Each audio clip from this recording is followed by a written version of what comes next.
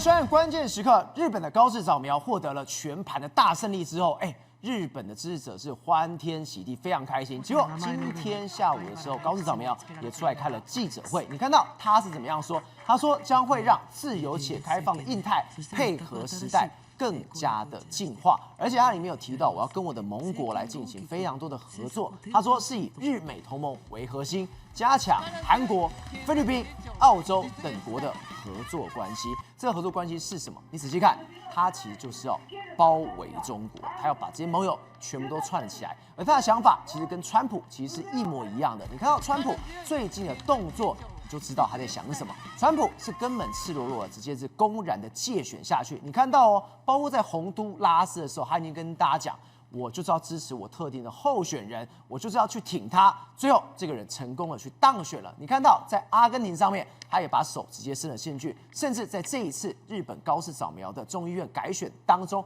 他直接称赞，他直接发文说高市早苗是日本人唯一的选择，他是里面最棒的。所以川普要做的是什么？他也在围堵中国。那为什么这时候要围堵中国？不要忘了，今年4月份非常重要，是川习会要见面的时候。我们都知道，川普一定会打所谓的台湾牌，所以他现在做的所有事情都是跟台湾息息相关。他要不断的在川习会之前不断的压迫，不断的威吓压迫，还要不断的这样子做，让中国最后连筹码完全没有。最后上了谈判桌的时候，就是川习要一决死战的时候了。所以宋哥，我觉得今天让我觉得最妙的一张照片是什么？来给大家看，就是这一张。我们都知道，川普他最近非常非常忙，4月份也快到了，也要跟习近平来这个所谓的来见面，要谈非常多的事情。结果他竟然去把洪都拉斯的总统新任总统叫来海湖庄园自己家哦，是谈了非常多的事情，比了一个赞，还发了这个文章。然后现在说什么？他说洪都拉斯的总统阿斯夫拉说，现在考虑外交承认从中国转回台湾。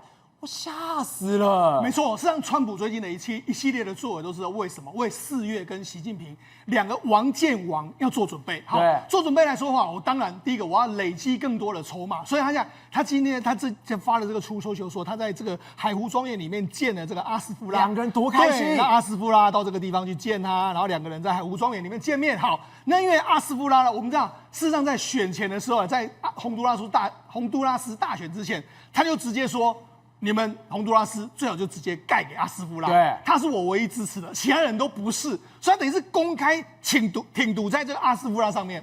那阿斯夫拉果然胜选了，他就跑到美国来见他。最重要的是阿斯夫拉考虑说什么，把外交承认从中国转回台湾。对，所以这意思是什么？他要拔掉中国在中美洲的影响力嘛。所以你看，阿斯夫拉都说了，他说洪都拉斯正准备吸引投资，巩固自己作为美国在该地区最可靠的这个战略伙伴的地位啊，拥有稳定、安全且明确的这个繁荣愿景。所以简单来说，他还是要怎样跟美国绑在一起嘛？那跟美国绑在一起什么意思？就是中国你请滚蛋嘛。对。那跟中国要跟美国绑在一起，非常重要，就是要跟台湾建交。对。所以我们讲，从中间来说，我们已经闻到了洪都拉斯有可能会转为跟台湾建交的可能性了。而且我们之前才说，川普根本就在帮我们找盟友，没想到这一张出来，还真的是这样子干的。对，好，你看中美洲我处理一下，对不对？好，另外一个处理的是什么？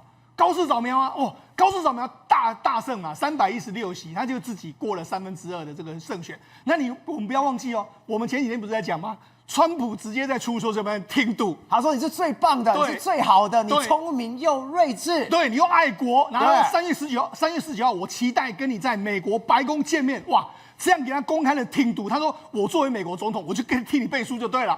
所以这是高市早苗大胜，你觉得高市早苗会怎么样？完全就是川普利息过来捞多嘛。对，所以现在日本的老大是这个高市，然后这个全世界老大，那毫无疑问又是这个川普了吧？好，今天早上我觉得很有意思哦。早上的时候，其实这个高市早苗有接受这个媒体的访问嘛，他说：“台湾有事这件事情你要怎么说？”他说：“因为存在这个存在关切跟课题啦，彼此沟通才显得格外重要啊。”他说：“我们日本呢要跟中国进行对话，持续开放的程度，早上讲的好像很温和，对不对？对。下午我们看下午讲的不一样了，一转又不同了。他说我们在以日美同盟为核心的基础上，将这个让自由且开放的印太配合时代更加进化啊。”我们自由且开放的印太是谁说的？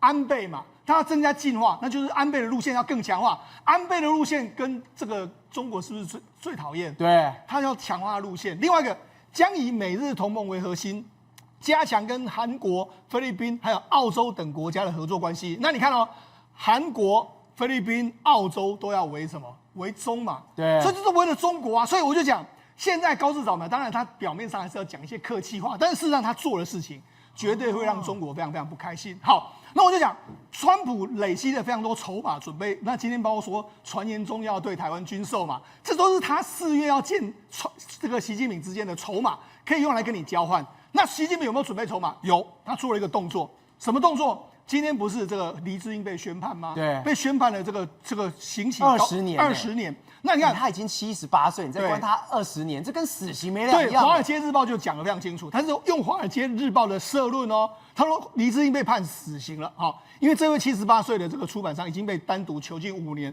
，78岁，他目前为止又有糖尿病又有高血压这些疾病，然后如果你再给他关了20年，他能够假释都90岁以上，所以就说这个北京方面应该有人要扪心自问，继续监禁一个老人。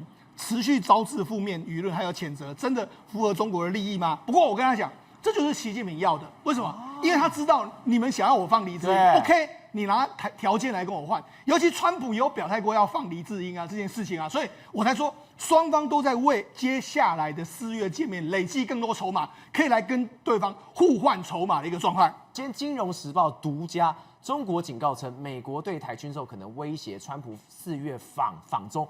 我们上礼拜5才讲到，川崎不是还刚通完电话，他说军售这件事情哦，你要想想，对，没错，你不要乱搞哦。是，结果下一秒下一个动作，美国也放消息，我真的要这个军售要卖台湾的。对，我就说嘛，对台军售就是一个非常明显的例子。照我问你，假设真的在4月多之前来说，美国真的批准了这项军售，而且卖给台湾200亿美金以上的这个武器的时候，你觉得中国怎样？跳脚啊！《金融时报》就说什么？他说今天披露，然后美国正在汇集含爱国者飞弹系统还有其他武器的200亿军售。对啊，他就说呢，这个去年12月公告了创纪录的111亿美金的这个军售案之后，川普正在为台湾的另外一个4个系统的军售案在做准备嘛。对。那刚才赵我不是讲吗？2月4号的时候。这个老习啊，这个打电话去啊，这个千叮咛万叮咛啊，老大，你要好好处理军售的问题啊，你要好好想一想啊。结果现在披露这个东西，对，所以你看这个当然对中国来说非常不爽啊。其中3名的这个消息人士说，中国已经告知美国，这项军售可能会让川普的访问行程生变，对，所以中国跟他这样讲。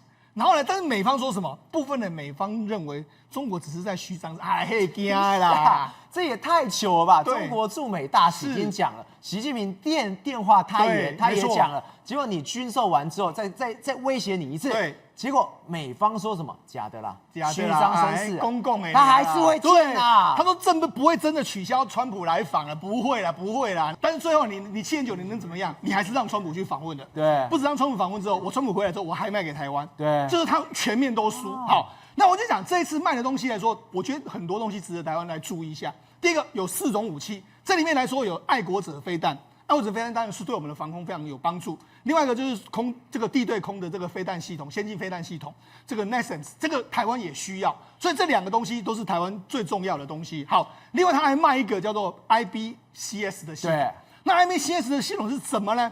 它是让美国最近在测试，它是怎么测试呢？就是说你有这台系统之后，你可以把你的武器呢跟美国的 F-35能够互相对接。那跟 F-35互相对接要什么意思呢？因为我们呢，假设真的不幸跟老共打起来的时候，美军的 F-35可以来。对，因为什么？它来了之后，我们不需要拥有 F-35，但是我们就可以有 F-35的功能。对，因为它就来了嘛，来了我们可以跟它对接嘛，对接我们可以享受它的情报啊，这样攻击。所以他说这项武器对台湾来说非常重要。但是呢，我相信老共一定会跳脚，对，所以我才说这些东西，你看他故意放这些出来恶心你嘛。我觉得中国看到这个一定非常生气。如果真的拿了，那要怎么办？但是他们讨论说，那不要让川普来好不好？不行啊，要让他来。所以我就说，让中国真的是非常的心痛。好，那我想让中国心痛还有另外一件事，他说什么呢？他就说，这样子了哈，这个我就讲嘛，他们2月4号不是已经讲过了，要谨慎行事嘛，对不对？好，但是你知道吗？事实上，在这个出手球他们2个这个谈完之后，川普不是发了一个出手球吗？他讲到有一点，他说我们这个本季我一直跟这个习老大说，你赶快买大豆。对他说，你大豆采购量要提高到2000万吨啊，他们已经承诺下一季要采购2500万吨了，所以买很多，越买越多了。对，买很多。那你说买那么多会有收入嘛？对，那你收入要来做什么呢？收入来做什么？我觉得让中国真的是看得也非常生气。他说，你看，这是这个最新的报道说，不是先到先得，川普签这个行政命令说，重新排美国的军售顺位，变成是军费高的、战略重的优先。好，它里面说这样，他说这个未来的武器的销售将以美国的利益为优先，然后透过外国采购跟资金呢，来打造美国的生产跟量能。好，外国采购，那请问外国采购是谁在采购？就中国采购啊。对。中国你不是采购了2000多亿的这个状况吗？对不对？然后他又说呢，我们这个拟定一个新的这个平台跟系统的这个销售目录，并找出符合该战略目标的这个优先的这个销售机会。然后政府希望确保美国国防出口，同时支援国家安全跟国内的这个产业振兴。所以呢，台湾呢，因为我们台湾的战略重，对，所以呢，美国未来会把很多东西拨给台湾。所以他最近他3号不是签了一个吗？2026的综合拨款法案提供给台湾14.5亿美金嘛，换算新台币是460亿嘛。这所谓2500万大豆到底是多少钱？如果用30公斤的美国大豆价格是758，换算起来的话是1公斤是25.26，然后大概是6000多亿台币。对，所以等于是美国买了中国买了这么多进到美国国库，美国国库呢用来增强它的国防，然后用来增强国防又给台湾钱。所以这个对，可是我们刚才讲，这个美国你对台军售6318亿，对，你刚刚说卖这个豆大概多少？6317亿台币，越来越像了。对，所以我才跟你说嘛，这个对中国来说的话，他是看到这些东西，他会觉得说，什么一个字在心里面，但是说不出来的这个感觉。叉。对，没错。好，那我跟他讲，实际上除了这个之外，我觉得现在川普又做了另外一件事，他这几天呢，这是路透社的独家。我们知道说，事实上中国不是很想买 H200，对，那美国也想卖。就这次呢，川普听说他把这个字节跳动呢找过去了。他说什么呢？他说我们现在有1人1册的这个进口清单。什么叫1人1册？就是说川普现在是针对个别公司，你字节跳动有字节跳动的做法，然后你这个所谓的腾讯有腾讯的做法。阿里巴巴的做法。好，他为什么要先找字节跳动呢？因为字节跳动你有东西在我的手上嘛，你的抖音国际版就在我的手上。好，他说如果你希望执行3.2万颗的 H200的计划的时候，你要先付关税30%。对啊，这个大概2.8亿左右。好，然后他说你要接受美方的技术审核，然后还要接受所谓非军用非超算的这个所谓承诺书。对，然后这3个文件都落实之后，才会给你出口。所以等于是丧权辱国啊！他又在步步进逼习近平，对，没错，继续压制你。对他这样子，他说字节跳动必须先付款，先付30%。他说关税必须要以现金的形式汇入美国财政部，就用现金哦，好汇入啊，然后不得透过第三国转口避税哦，哈，然后你还要技术审定是由我们美国的商务部的工业跟安全局哦。派遣团队到现场哦，对，你看你放在哪里，我们就要到现场去看哦。然后对于字节跳动的这个机房进行所谓的远程还有现场的查核哦。我要到那边去看。对啊，那你说字节跳动会同意吗？对。然后他说你只能够用在消费者哦，你不能够用在军用跟超级运算都不能够用哦。而且这超坏是什么？你看哦，他说我们今天做了这么多的事情，对不对？这一些不管是字节跳动的，你要承担美方的审计费用，对，等于是我去查，我去弄你什么的，我这边到那边，你还要帮我付钱。对，简单的说就是这样，我去调查你，然后你要招待我，要付我的钱哈。他就说，就这个字节跳动就跟这个路透社说，哎呀，这样的话我们就接受条件跟全额退款嘛。接受的话，我们就要多付大概3亿美金，对，要不然我们就全额退款，就不要买了这样的状况。但是我觉得，你觉得字节跳动会不买吗？他当然会买啊，他不得不买嘛。好，另外一个。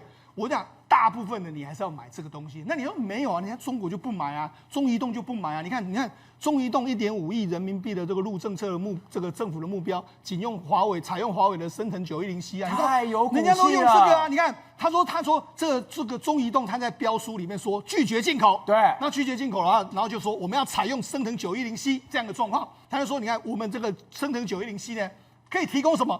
对抗辉达 H100约60%的运算能力哇！你听到这个你就觉得我软脚了，我软脚了。为什么这边都在炒 H200，你是 H100的60%。对，那 H200大概是 H100的2倍到3倍。对，所以等于是说，如果这样算的话，它其实功能是比 H200呢，大概说 H200的可能大概约莫是20%而已。就那样他就说我们要用它。好了，那这个要怎么来看呢？简单来说，就是小额的，你看1.5亿人民币啊，对1.5亿人民币来说，我们乘以5的7.5亿而已嘛，7.5亿小额的，我要做颜面的，我就用华为，对，但是这个真正的，它这5点多，好，这个所谓约莫是7.2万颗，7.2万颗一颗要大概约莫是5万到这个是6万等等，要30-40亿这样看7亿美金了。对，它就是要用，差太多了。所以我才说嘛，中国又玩两面手法，真正要用的就是用美国的啊，然后做面子的就是我买中国的，因为现在中国看到美国要砸钱，他吓到了。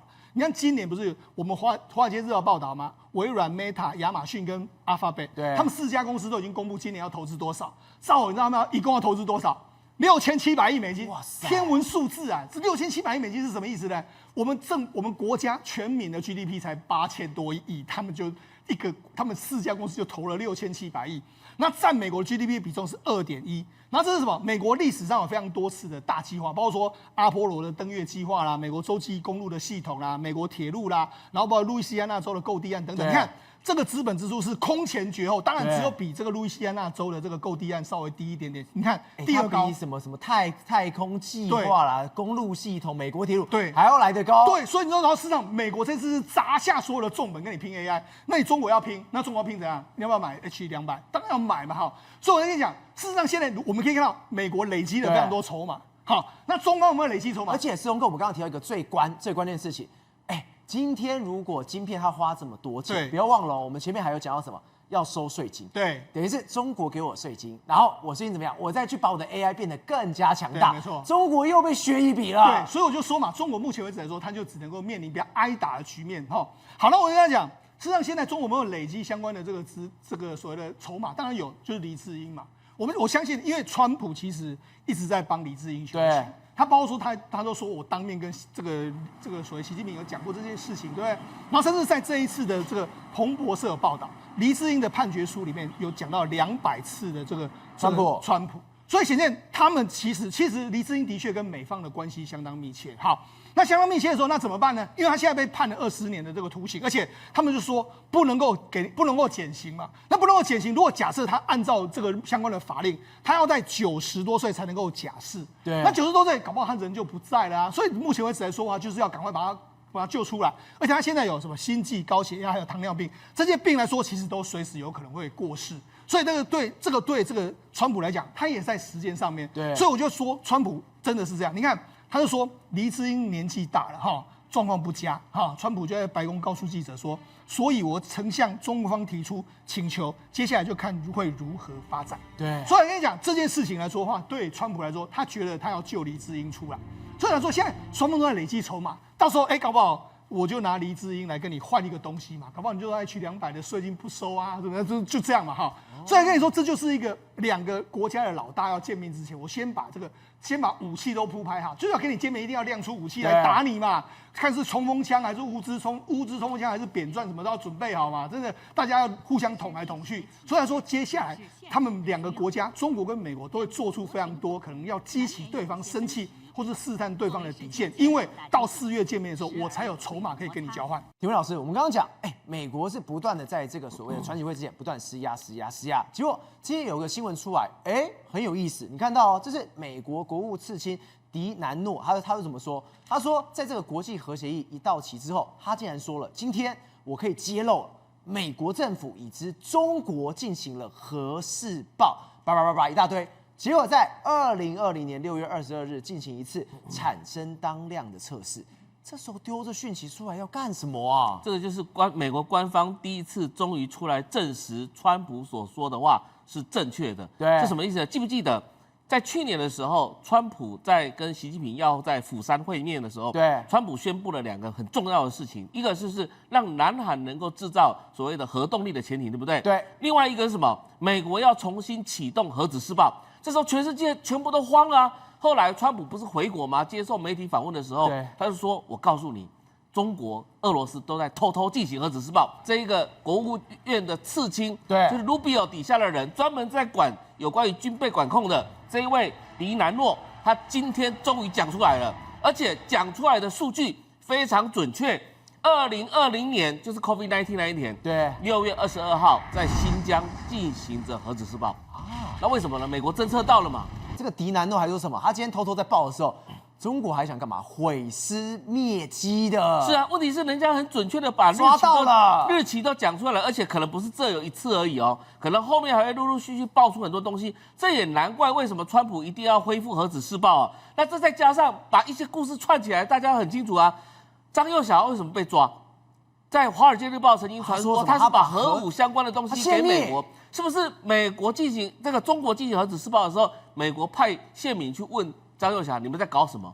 对不对？这时候可能张幼霞把一些相关的东西跟美国人讲，那时候美国人更加确实说，的确有这个事情发生。这个核子试爆，今天美国的这个卫星呢，其实都有拍到，对，在新疆这些地方呢，有建造了一些奇奇怪怪的东西，包含所谓的每日电讯报里面都有报道说，在那里有一个庞大的军事基地，还有核子试验设施啊，然后就隐藏在这边。你看到那些据点哦，还有源源不断的一些车辆进出这个钻孔地方。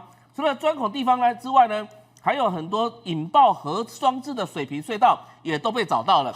另外来讲的话，在新疆的这个所谓的网格的系统也看到了这些发射井的这个施工场地，而且面积非常广大。所以根据美国的这个预判啊，因为中国在1996年的时候进行最后一次核子试爆之后，对，就开始进行所谓的我们叫做哑铃界的试验，就是说真的没有试爆，但是它需要数据。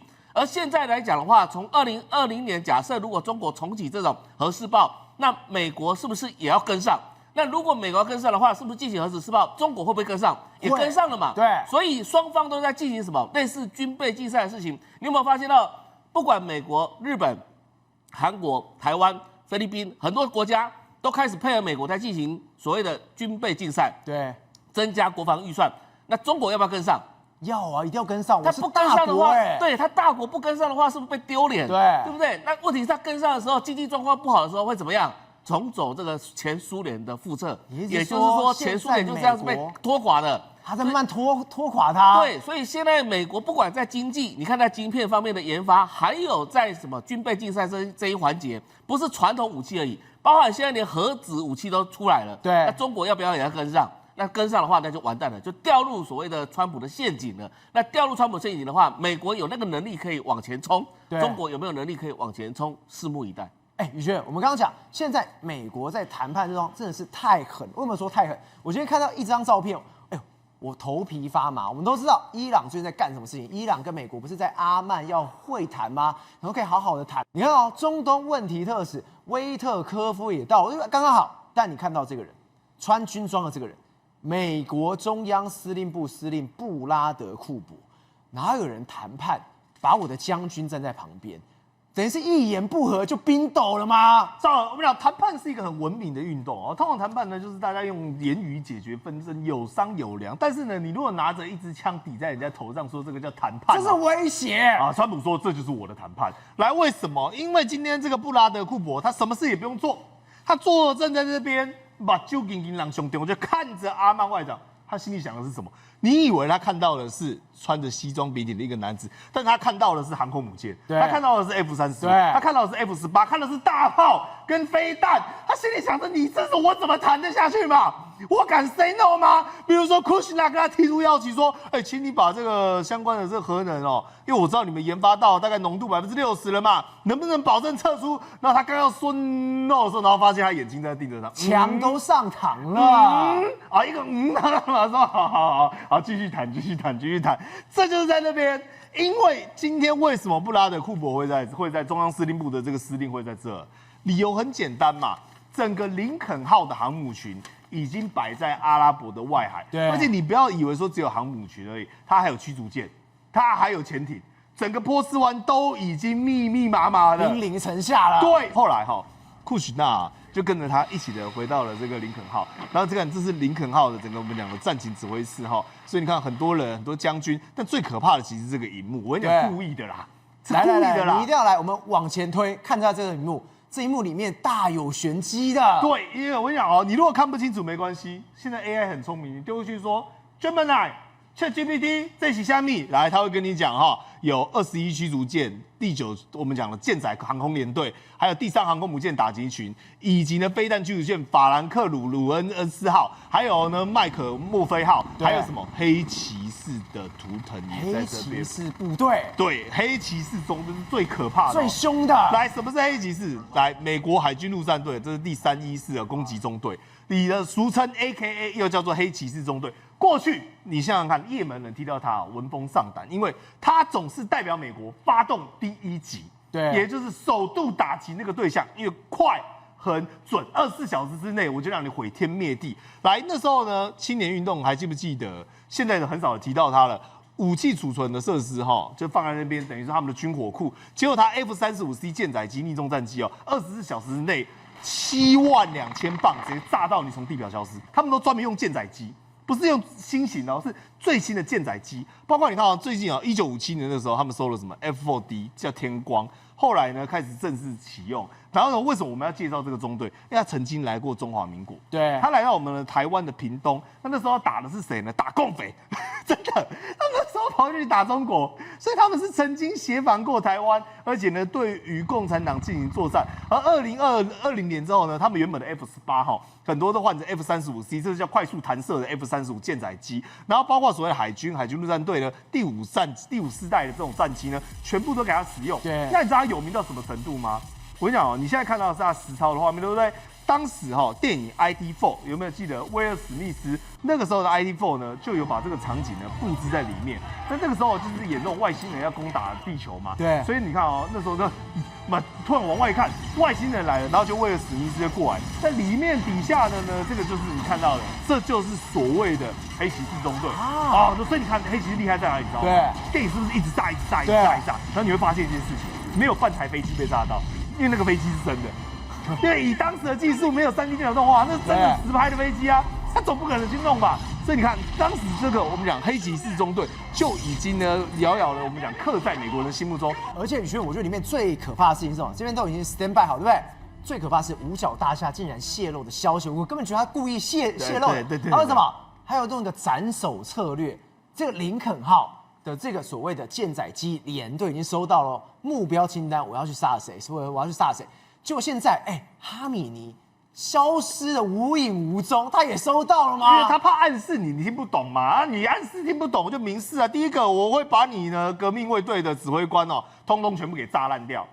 有就是你什么哈米尼啦，什么真主党啦，你的将军通通都被杀，对，你们向上人头借头一用啊。再来第二个你叫你好好的撤，你讲话你不听嘛，我就把你浓缩铀设施再炸烂啊。我之前钻地弹已经给你尝试过了嘛，3枚不行我换5枚，5枚不行换7枚。另外你用无人机想要去恶心我，因为他最新有一个消息说有一台无人机飞到了这个航空母舰林肯号附近，然后马上被 F-35给打下来。那最后面呢，刚才照我讲的是这个很好笑，因为以前哈米尼他都会参加一个空军相关司令的年度会议。对。那为什么这个会议很重要呢？因为1979年2月8号的那个时候，他们是为了要纪念这些飞行的空军军官跟哈米尼，比如是哈米尼跟伊斯兰共和国创办人叫做霍梅尼效忠的时候，所以这个东西呢是非常重要的一个传统，他每年都一定要去，对，这是极重要的事情。对，结果 COVID-19 他也去了，对，结果他缺席，人躲在碉堡里面死都不出来，因为他害怕一件事情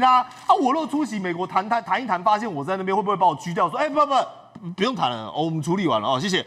瑞哥，我们刚刚讲，不管是美国对台湾的军售是跟这个筹码一样，但是现在美台的合作真的是越来越深。我们之前不是在节目上一直跟大家讲劲风无人机吗？结果劲风4型，你看到这张照片，我们竟然到美国去测试，而且测试也成功了。我们劲风4号直接跟美国合作，直接改什么呢？你其实只要做一件动作就好了，在它的这个相关的这个机头呢，直接把这个相关的弹药呢，装了一个我们的中科院装了一个30公斤的高爆药。对，那它的这个爆炸的威力大概比这个 TNT 黄色炸药高40%啊！你可以直接装30公斤。对，不要小看这30公斤撞进去了。这30公斤可以把一个建筑物直接夷为平地呀！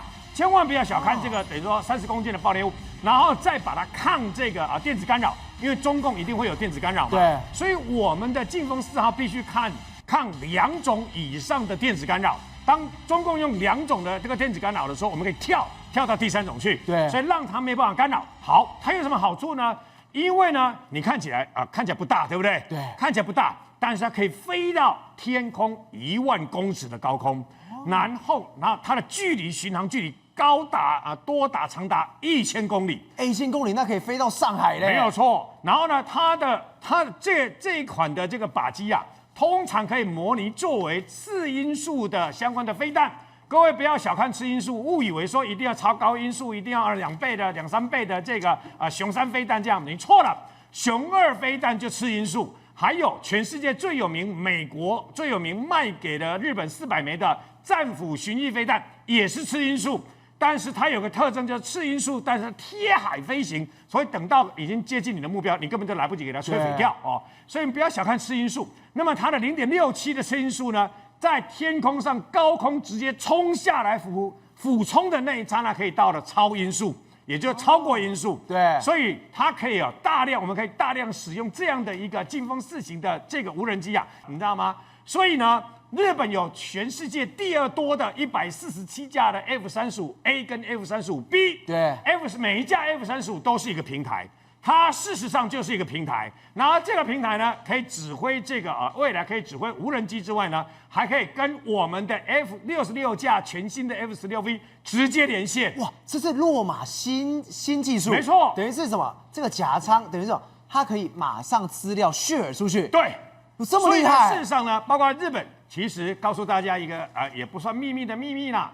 我们不是国际刑警组织的这个成员，但是我们一直通过日本，源不断的获得国际刑警组织的情资嘛。对。那包括很多的这个情资的部分呢，我们有一起 share， 那么都是透过美国的以前的太平洋舰队等等嘛。所以现在 F-35可以透过相关平台跟 F-16V 一起合作，也就未来我们形同一个犄角，就是在宫古海峡的2边，台湾跟日本，我们就可以掌控住。那么有关于中共的航母舰队，还有它的天上的飞机，这些我们都可以完全都掌控住。